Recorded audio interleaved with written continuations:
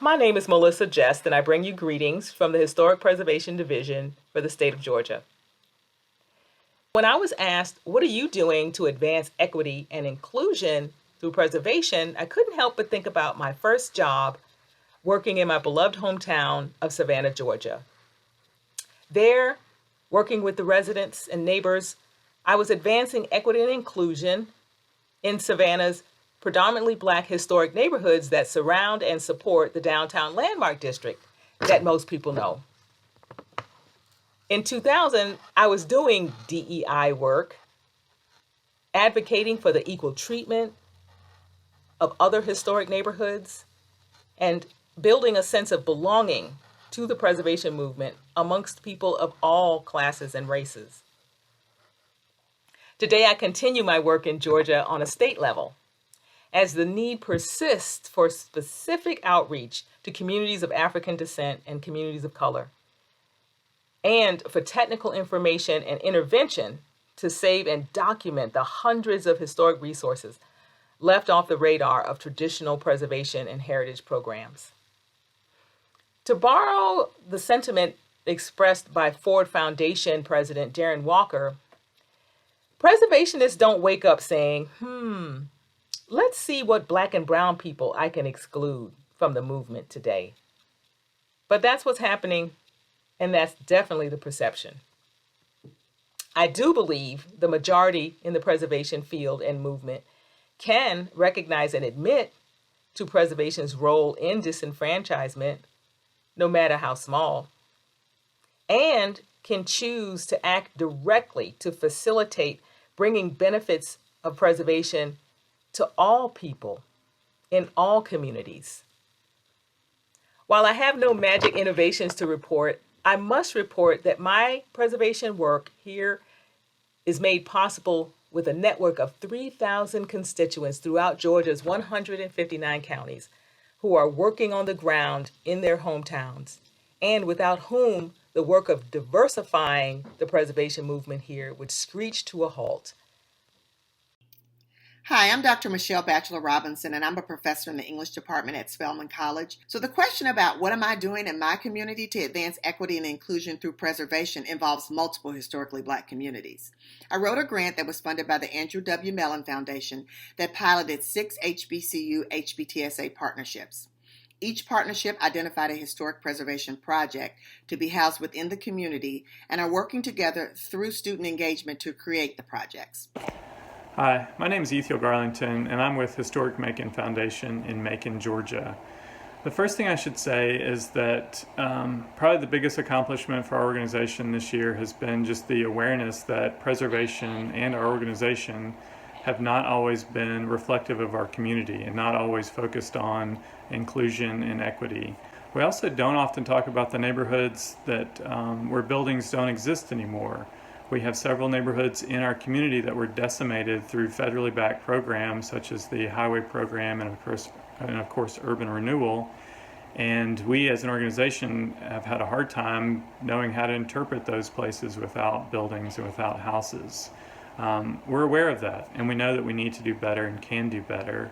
So through tools like our Fading 5 program, which is an endangered list, we are starting to raise awareness about the buildings that remain, but make sure that we're telling the entire story of a neighborhood known as the Tybee neighborhood. We're also buying rental housing in neighborhoods that we've worked in. For a long time, our revolving fund is focused on single-family owner-occupied houses, but we recognize that we need to provide more housing opportunities for all types of residents and buyers. And so we're buying, fixing up, and renting housing as another alternative in our neighborhoods. Hi, I'm Edward Torres, preservation architect here in Chicago. Currently, I'm working on a neighborhood called Pilsen, which the city is recommending a historic district, about 440 structures and 75 murals. We are trying to advance that to not only save the buildings that are currently there, but also to create a preservation plan or a strategy that includes affordable housing, that includes tax incentives for existing residents. It also includes some open lands, and how can you create jobs within the community. So preservation is one of the legs of that improvement.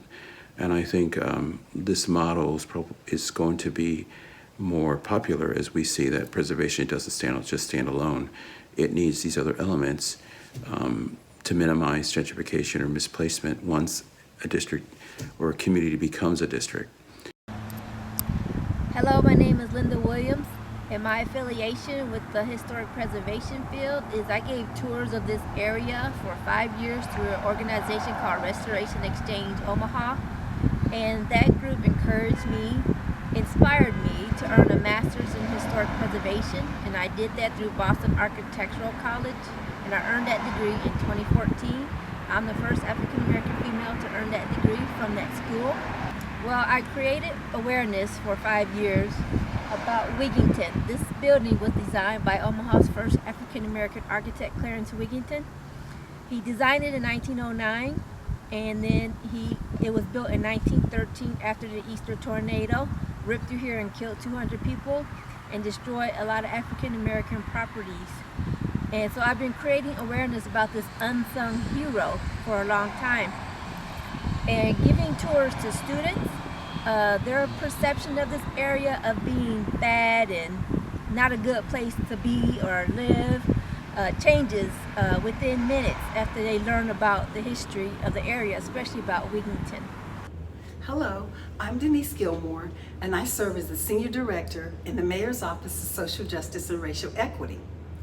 Here in the city of Birmingham, we've taken great strides toward an equitable approach in the restoration of the A.G. Gaston Motel, the site where civil rights leaders gathered to plan Project C, the protest that ultimately led to the passing of the Civil Rights Act of 1964 and the Voting Rights Act of 1965. The A.G. Gaston Construction Company, a 100% African American owned construction company and a legacy company to Dr. A.G. Gaston, is performing the restoration of the historic motel. Additionally, over 50% of the dollars that have been invested in the restoration has been spent with minority and women-owned businesses for professional and construction services. So the city is intentionally building capacity and preservation for minority and women-owned firms. We have successfully completed the restoration of the 1954 wing and will soon begin the phase 2 of the 1968 wing. Through this project, the City of Birmingham is advancing an equitable and inclusive transformation preservation project.